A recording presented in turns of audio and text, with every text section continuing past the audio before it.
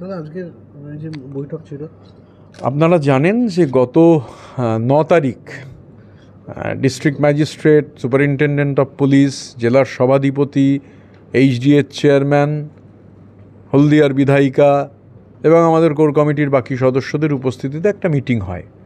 যে মিটিংয়ের উদ্ভূত পরিস্থিতি ছিল যে একটি ঠিকাদারি সংস্থায় যে ছাঁটাই হয়েছে, সেই ছাঁটাই হওয়া মাত্রই আমি আমাদের যে ইউনিয়ন আছে সেই ইউনিয়নের সভাপতি হিসেবে, পোর্টের ইউনিয়ন, আমি আরএলসি সেন্ট্রাল, সেখানে labour commission, Nizam palace complain করেছিলাম। এবার তারপরে কিছু শ্রমিকও আলাদা করে মামলা করেছিলেন। তো আমরা সেদিন যেটা আলোচনা করি, দেখুন, মমতা বন্দ্যোপাধ্যায়ের পরিষ্কার স্লোগান হচ্ছে শিল্প বান্ধব এবং শ্রমিক বান্ধব পরিবেশ। শিল্প না থাকলে যেমন শ্রমিক থাকবেন না, শ্রমিক না থাকলেও শিল্প থাকবে না। এবার সেদিন যখন মিটিং হয় ডিএম সাহেব, এসপি সাহেবের উপস্থিতিতে, তখন যেটা দেখা যায় যে এই যে নির্দিষ্ট কোম্পানি, তাদের কাজের পরিধি অনেকটা কমে গেছে। এবার কিন্তু আমাদের মোদ্দা কথা হচ্ছে শ্রমিক ছাঁটাই করা চলবে না, শ্রমিকের কাজ যাতে থাকে সেটা আমাদের এনশিওর করতে হবে। এবং সেদিন আলাপ আলোচনার পর এটা বেরিয়ে আসে যে যদি নো ওয়ার্ক নো পে সিস্টেমে যাওয়া যায়, যেরকম কাজ থাকবে সেই অনুযায়ী নো ওয়ার্ক নো পে হলে কোনো শ্রমিক তাহলে ছাঁটাই হবেন না।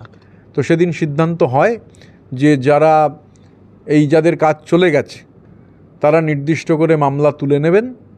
আমিও ইউনিয়নের সভাপতি হিসেবে যে মামলাটা করেছি সেই মামলাটা তুলে নেব, ডেট পড়েছে, এবং 1 তারিখ থেকে no work no pay initiated হবে এই পার্টিকুলার সংস্থায়।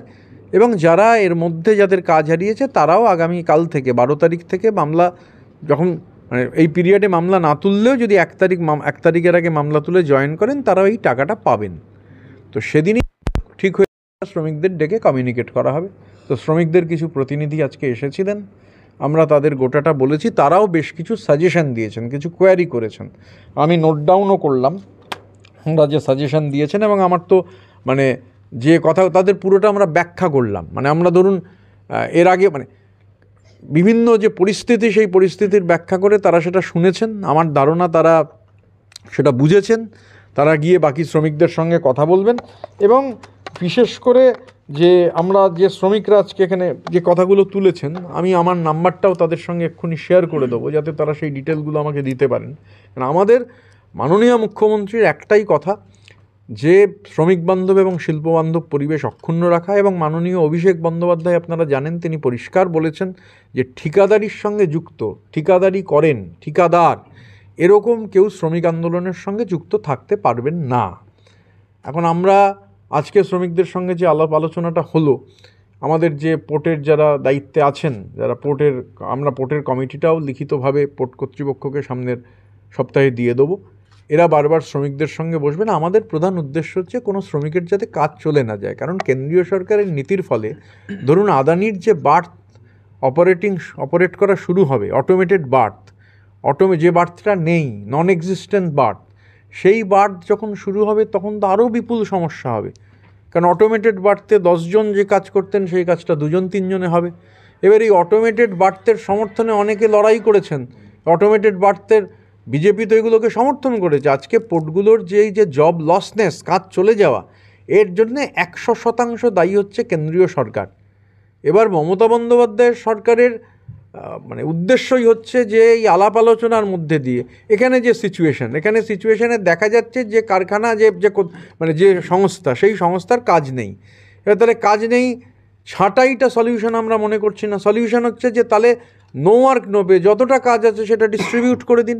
সেটা হলে কারুর কাজ যাবে না, কারুর পেটে লাথি পড়বে না।